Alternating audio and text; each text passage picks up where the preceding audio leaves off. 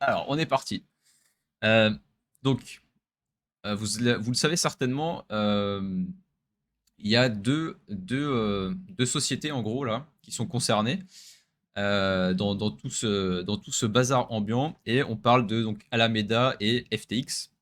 Il y a également FTX US, là on va en parler un petit peu après, parce que FTX US était censé être à part et pas touché et finalement ils sont quand même touchés. Donc ils ont quand même fait banqueroute en même temps que FTX International. Mais ça, on y reviendra plus tard.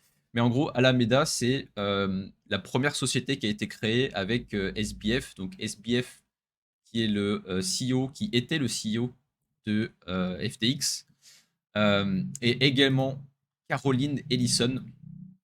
Voilà, vous avez peut-être vu, si vous êtes un peu sur Twitter, vous avez vu passer sa tête, c'est sûr et certain. Et en gros, tous ces gens-là sont de Jane Street. C'était des traders à Jane Street. Euh, donc, ils étaient on va dire, dans la finance traditionnelle avant ça. Et donc, ils ont monté un fonds qui s'appelle Alameda, qui est un hedge fund qui est là pour trade super agressivement sur le marché des cryptos. Et donc, on vient donc là, ce premier tweet, qui va un peu raconter ça, ce qu'ils vendaient en fait Alameda. Et on a les documents qu'ils présentaient aux futurs investisseurs et comment ils ramenaient des gens en fait dans leur fonds, comment ils ramenaient de l'argent dans leur fonds. Et donc, ils vous montrent des performances, etc., etc., des performances de dingue, hein. Alameda, plus de 100% annuel de performance. Et en gros, ce qu'ils vous proposent comme produit, c'est de leur faire un prêt. Donc, vous prêtez simplement des fonds et eux vous rémunèrent 15% fixe à l'année. Donc, c'est quand même pas rien, hein. C'est 15% par an pour prêter des fonds. Euh, et on parle de centaines de millions de dollars. Et en gros, vous pouvez même toucher plus que 15% si vous investissez 50 millions de dollars ou plus. Donc, voilà, ça c'est la plaquette commerciale, en gros. Et ils vous disent high returns with no risk. Donc, en gros, pour eux, il y a zéro risque, quoi. Vous mettez votre argent là, vous touchez vos 15% par an et tout le monde est content. Donc, ça, c'est Alameda. Et Suju, donc pareil, si vous êtes sur Twitter, vous devez forcément le connaître. euh, Dit que en fait ces gens-là en 2019, donc là on est 2 ans après, la création Alameda c'est 2017, en 2019, ces mêmes gens de Alameda veulent créer leur plateforme, leur exchange à eux, qui sera donc FTX, pour faire du market making. En gros, ils veulent se servir de leurs fonds pour faire du market making, c'est-à-dire acheter et vendre voilà, énormément de volume et prendre un petit spread quoi, sur chaque trade, et donc faire ça sur une plateforme dédiée qui est donc FTX. Et donc là, c'est ce que Shuju déclare en 2019. Et, euh, et donc ça, je crois que c'est juste là. Voilà, hop. Voilà, je l'ai ici. En gros, qu'est-ce qu'ils vont faire? En créant FTX, ils vont également créer le FTT que vous connaissez également probablement, qui était le token de FTX. Et pourquoi ils créent ce FTT? Tout simplement parce qu'ils ont besoin de raise de l'argent pour être déjà crédible et pour pouvoir avoir des fonds en collatéral pour commencer à faire du trading. Donc, en partant de rien, en fait, ils créent 350 millions de FTT à 10 centimes. Donc là, en fait, instantanément, ils créent 35 millions de dollars de market cap. Donc tous ces FTT ont 35 millions, pardon, pas milliards, 35 millions de dollars de market cap, ce qui leur donne une certaine légitimité et qui leur donne des fonds pour commencer à lancer leurs opérations. Donc on le voit, un FTX Derivatives, ça a été le 15 avril 2019. Et en parallèle à ça, ils sont également en incubation sur Binance. Donc incubation, en gros, c'est pour faire grossir les projets, quoi. Donc ils étaient sur Binance à cette époque-là, ce qui fait que Binance a récupéré une partie des FTT. Donc si vous avez suivi après le déroulement avec CZ, le CEO de Binance, et ben vous allez comprendre donc pourquoi il a décidé de se séparer des FTT et pourquoi il avait autant de FTT. C'est tout simplement à cause de cette incubation de Binance. Sur FTX, il y avait déjà des rumeurs de gros traders et même de fonds qui parlaient de front-running. En gros, le front-running, c'est sur des positions, plutôt des grosses positions, Alameda, donc, qui est en lien avec FTX, hein. Voilà, c'est un peu le couple FTX-Alameda. En gros, Alameda reçoit les informations de ces trades en avance et peut donc front-run. C'est-à-dire, en gros, si vous voulez acheter une grosse position, Alameda, juste avant, avec des algos, etc., vont acheter un peu moins cher et vous revendre un peu plus cher. Pour faire simple, quoi. Donc eux, ils disent qu'ils font du market making, machin, machin, mais en sous-main, beaucoup soupçonnent qu'il se passe des choses pas très nettes sur le trading. Et certains parlent même de liquidation forcée, c'est-à-dire qu'en fait, il y a des grosses positions. Et sur FTX, sur des contrats futurs par exemple, Alameda pousse le contrat futur à la baisse ou à la hausse pour aller chercher des liquidations importantes sur des grosses positions. Donc ça, c'est un peu plus technique, on va dire, mais en gros, c'est de là aussi que les premiers scandales arrivent, même si il n'y a pas vraiment moyen de le prouver facilement. Donc là, on en vient en fait euh, au déroulement qu'on a vu. C'est très rapide, hein, donc c'est depuis seulement dimanche dernier, ça fait à peine une semaine, où on a eu CZ donc de Binance qui a commencé à tweeter. Et en gros, pourquoi CZ a commencé à tweeter? Donc, CZ avait depuis apparemment un petit moment déjà, plusieurs mois au moins, il soupçonnait que SBF, donc le CEO de FTX, soit responsable de la chute de Luna et de 3AC. Donc en gros que le collapse avait été causé par Alameda slash FTX. En fait, ils ont voulu simplement liquider le marché, quoi, et short Luna. Voilà. Enfin, ils ont voulu prendre des milliards en causant la perte de Luna et de 3AC. Sauf qu'en faisant ça, Alameda, qui visiblement fait n'importe quoi, hein, eh bien, ils se sont fait liquider au passage. Voilà, je sais pas comment ils ont fait, mais visiblement, ils avaient un trou de plusieurs milliards. Ils avaient perdu plusieurs milliards dans l'opération.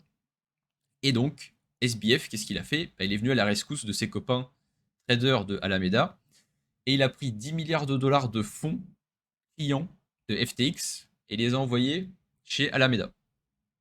Et ça, ce qui est encore plus intéressant, c'est que il l'a pas fait en parlant à tout le monde et tout le monde était au courant dans la boîte.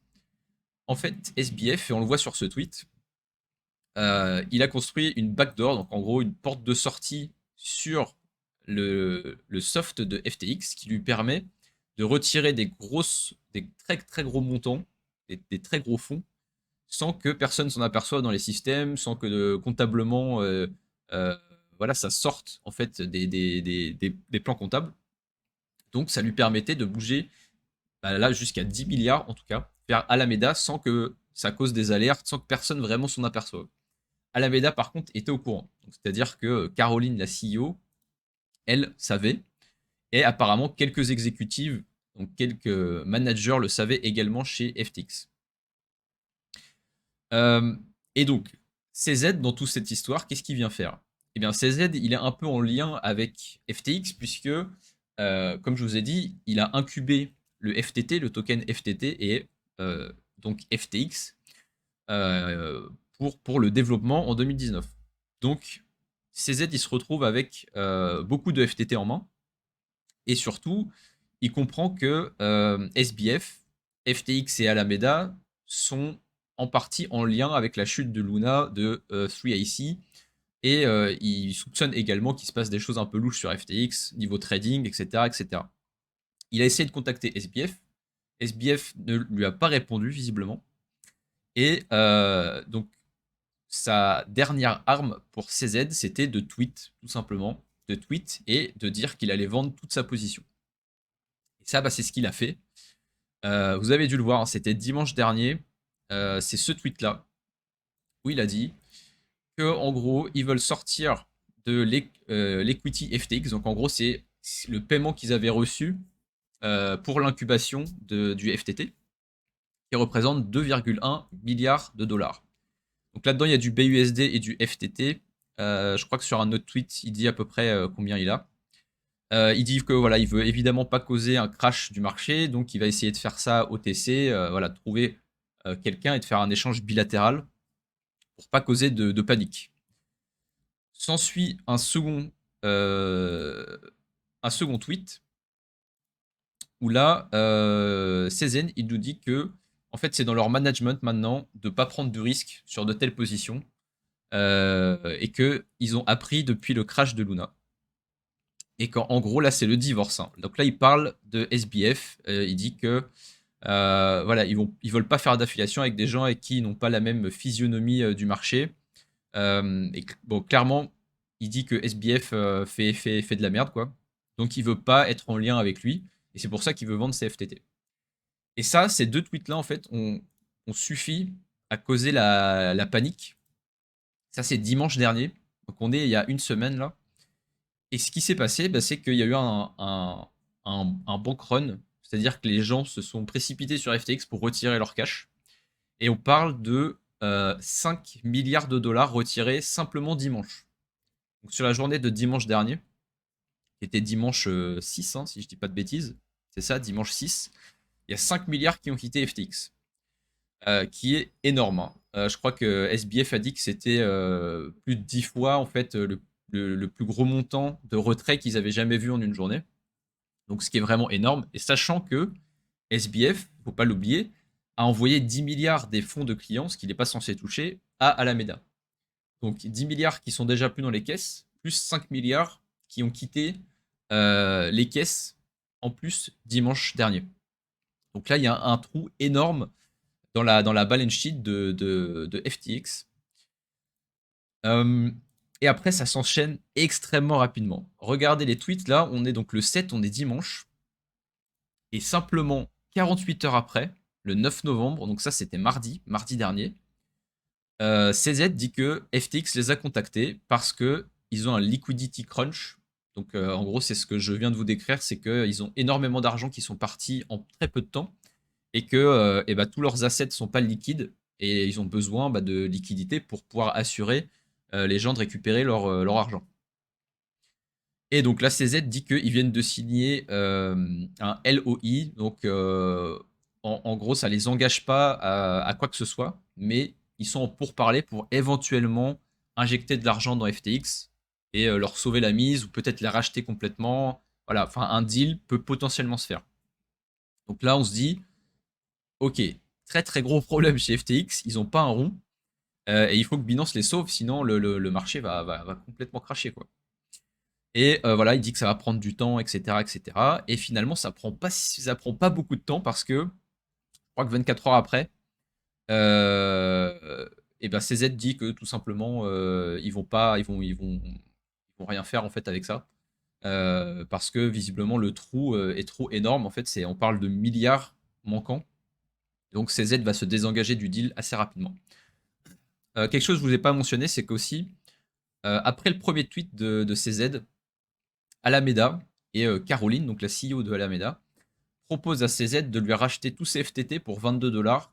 Et le prix, à peu près au moment où il a tweeté, c'est le prix à peu près de 1 FTT, c'est 22 dollars. Et donc, ils disent voilà, nous, on est heureux de vous racheter tout à 22 dollars.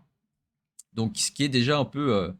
Là, on se dit, c'est un peu la panique, quoi. Ça veut dire qu'ils veulent pas que le FTT crash. Et en fait, on comprend, c'est que quand on revient à ce que je vous ai dit au tout début de pourquoi ils ont créé le FTT, c'était pour créer en fait du collatéral pour être aux yeux des investisseurs beaucoup plus gros en fait, puisque simplement en émettant des tokens, vous créez de la valeur entre guillemets qui n'existe pas vraiment, qui n'est pas liquide, mais ça vous donne des centaines de millions de dollars potentiellement de collatéral.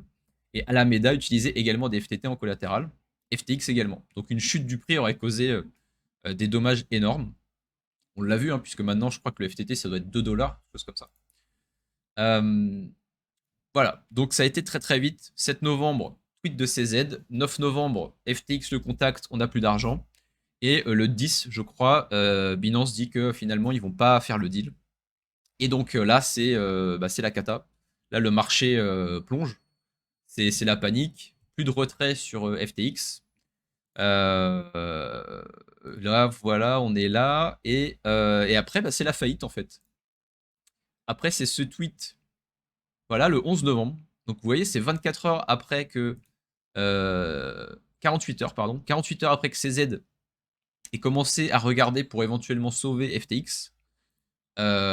Et bah SBF dit c'est terminé, en gros, on vient euh, de reporter comme quoi on est en banqueroute, quoi, en faillite. Et donc ça, c'était le 11. Et on est seulement le 13. Hein. Donc là, ça, c'était seulement il y a 48 heures. Ça a été à une vitesse incroyable. Et qu'est-ce qu'il nous dit? Il nous dit plein de choses dans son tweet. Je vais évidemment pas tout vous lire. Hein. Mais en gros, qu'est-ce qu'il raconte? Il dit que voilà, FTX a plus de sous. Et vous voyez qu'il met FTX US. Alors qu'il avait tweeté avant, des tweets maintenant qui ont disparu, que FTX US, il n'y avait pas de problème, que les fonds des clients étaient ségrégés, qu'ils étaient sur des cold wallets, voilà, vous allez retrouver votre argent, pas de problème.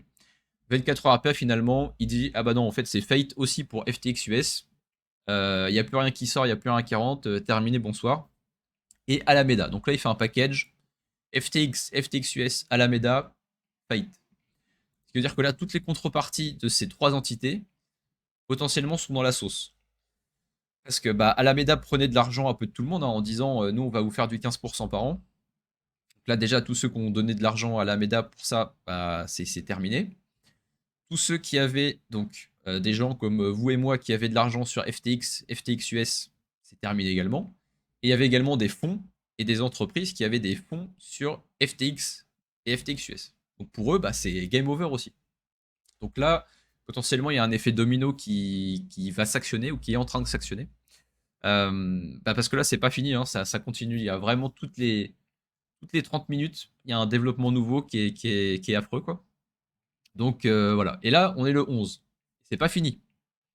C'est pas fini. On a le même jour FTX, le compte officiel de FTX, qui dit que pour être compliant avec la régulation des Bahamas, déjà régulation et Bahamas, bon, bref, il n'y a pas vraiment de régulation aux Bahamas, mais en gros, ils disent qu'ils ont besoin de faciliter les retraits pour les gens qui vivent aux Bahamas, parce qu'on leur demande, en fait. La régulation aux Bahamas demande que on puisse retirer les fonds si on habite aux Bahamas. Déjà, c'est bizarre. Là, tout le monde s'est dit, mais pourquoi un pays dans le monde a le droit de retirer ses fonds et qu'en plus, c'est le pays où tous les employés de FTX habitent. Déjà, très bizarre. Et ce qui se passe, c'est qu'il y a des dizaines, voire des centaines de millions qui quittent la plateforme. Là, on est le 11. Et le 12, qu'est-ce qui se passe? FTX dit, on vient de se faire hack. Voilà. Je vous dis, hein, toutes les 30 minutes, il y a un développement incroyable. Là, c'est vraiment dans quelques heures après, quoi. C'est vraiment, ils font faillite. Après, ils disent, ok, on va sortir les fonds pour ceux qui habitent aux Bahamas. What the fuck? Pourquoi? Qu'est-ce qui se passe? Et juste après, on s'est fait hack. Et là, il y a 650 millions de dollars qui quittent la plateforme pendant le hack.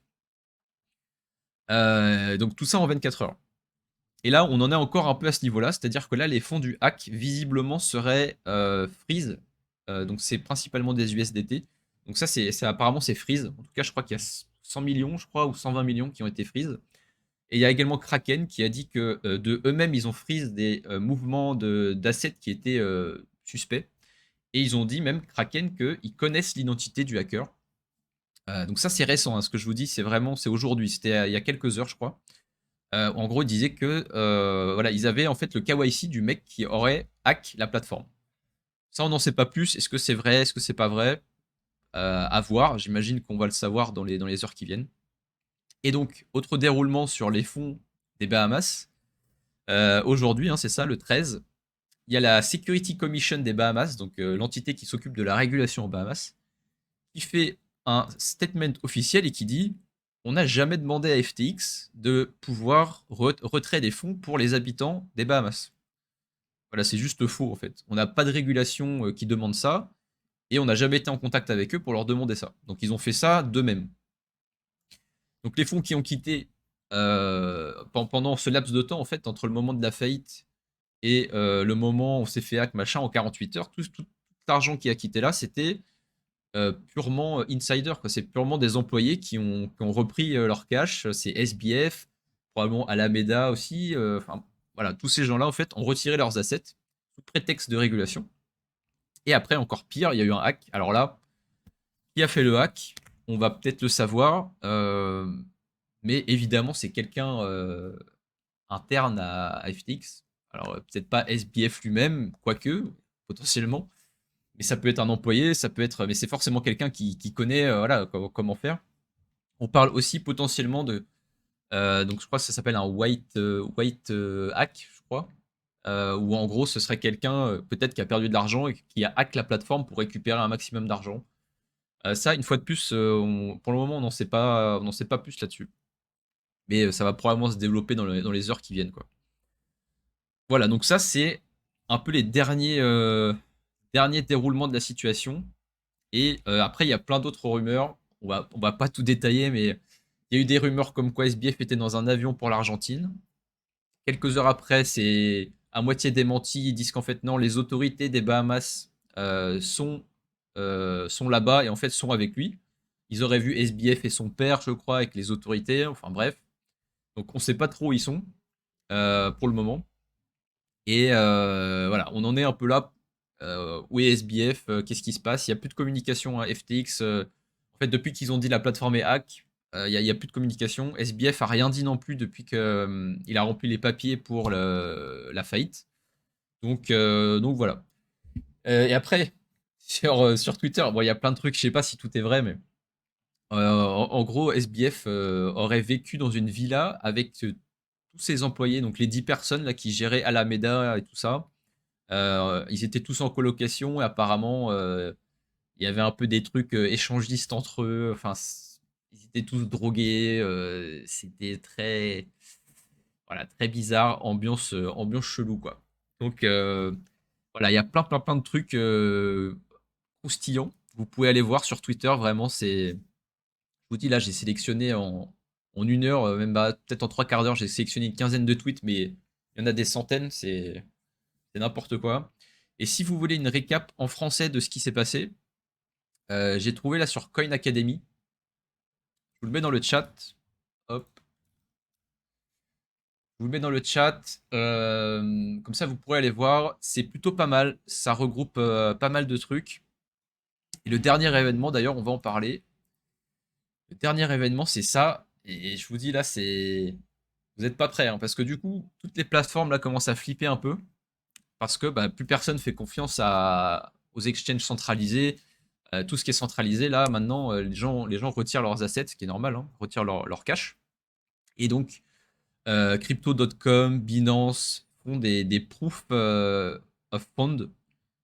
Simplement, ils exposent les fonds qu'ils ont pour rassurer les gens, quoi, pour leur dire, nous, on a du cash, vous inquiétez pas, si vous voulez withdraw, il n'y a pas de problème. Et Crypto.com, qu'est-ce qu'ils viennent de faire? C'est lunaire, hein, je dis, c'est un truc de dingue. Vivement la série Netflix. Crise de Crypto.com, il y a quelqu'un qui a spot que Crypto.com a envoyé 325 000, je crois, 320 000 ETH à Gate. Et là, il dit, mais pourquoi Crypto.com envoie 300 000 ETH à Gate?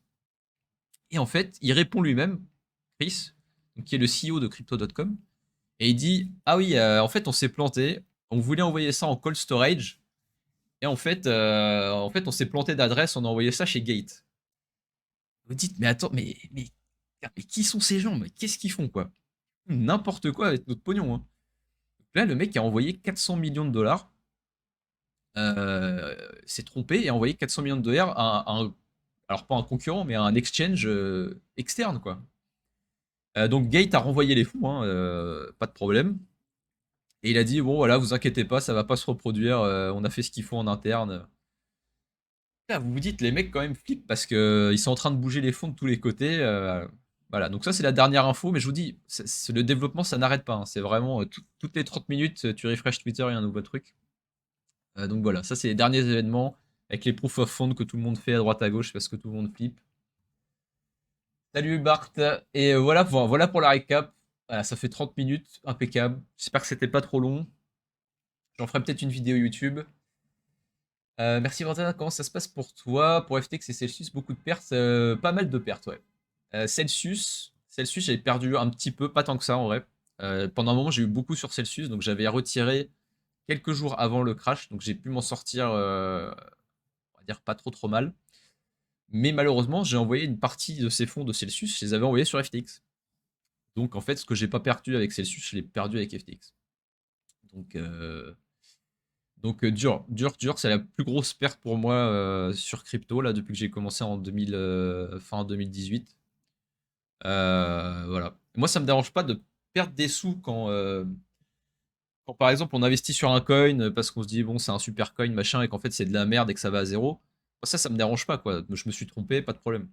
Mais mettre ça sur des plateformes qui font n'importe quoi avec votre thune et les perdre, ça, c'est une autre histoire. Ça, c'est beaucoup plus dur à accepter que simplement s'être trompé personnellement d'avis sur un projet. Ça arrive à tout le monde.